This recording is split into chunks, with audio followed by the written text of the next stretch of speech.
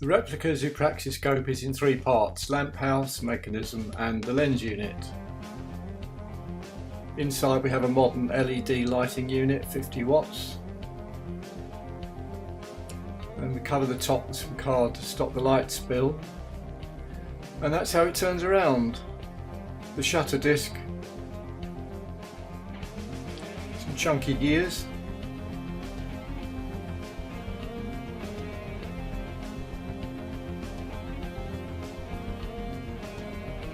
You only see a slot on the screen. There's a fake lens at the front and the real ones at the back. And this is a plastic replica disc that I made in 1992 using overhead projector transparencies. Fit that to the shutter disc.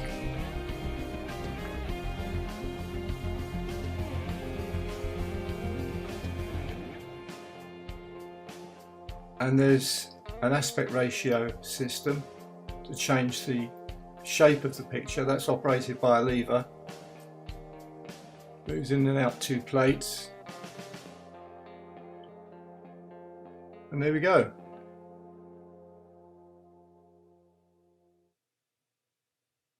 It's possible to change the sharpness of the image by adjusting the slots between the two parts of the shutter disc. The original machine had this kind of crank wheel. With some internet research I discovered it was from a 1879 Singer sewing machine. Managed to get this one from about 1897. The original machine had gearing on the crank. The replica doesn't, it doesn't matter. I ordered two acrylic discs and I had to cut a large hole in the middle of them.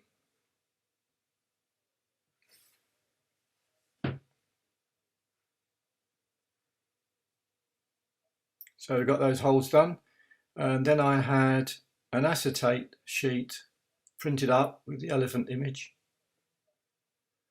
Steel tube slipped over the shaft, drive shaft, and that wheel fits pretty well.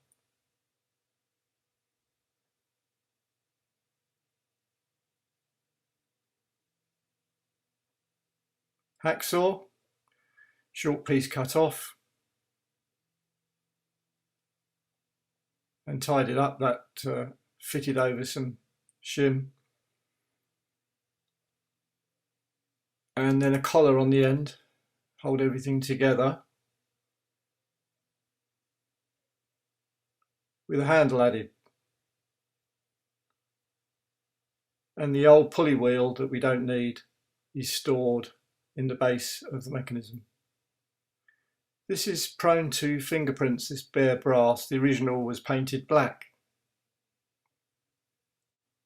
With the shutter disc removed, you can see how this picture-shaped mechanism works, and it's operated by a lever.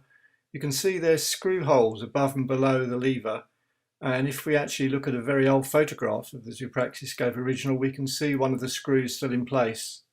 The screws were never fitted to the replica, so I've added this stop. Otherwise the mechanism falls apart. On the original there was a crank handle here and a fixing unit, and that crank handle moved the internal mechanism and the disc up and down so you could align it for a particular subject.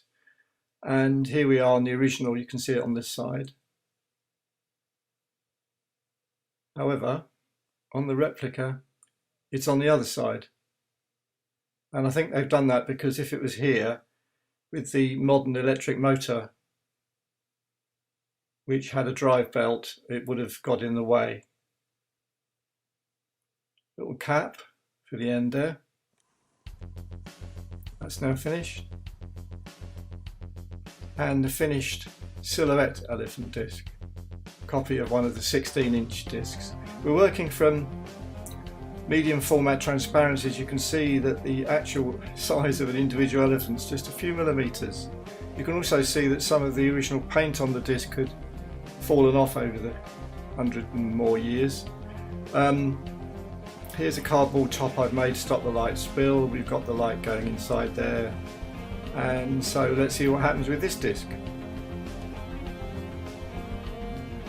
Pretty good. The black bar that you see is an artifact of the video camera shutter. You don't see that for real. MyBridge's original audiences saw photographs projected first, static photographs, and then they saw the movement in the painted silhouette. So they had the detail with the stills and the lifelike motion with the moving silhouettes from the zoopraxiscópio.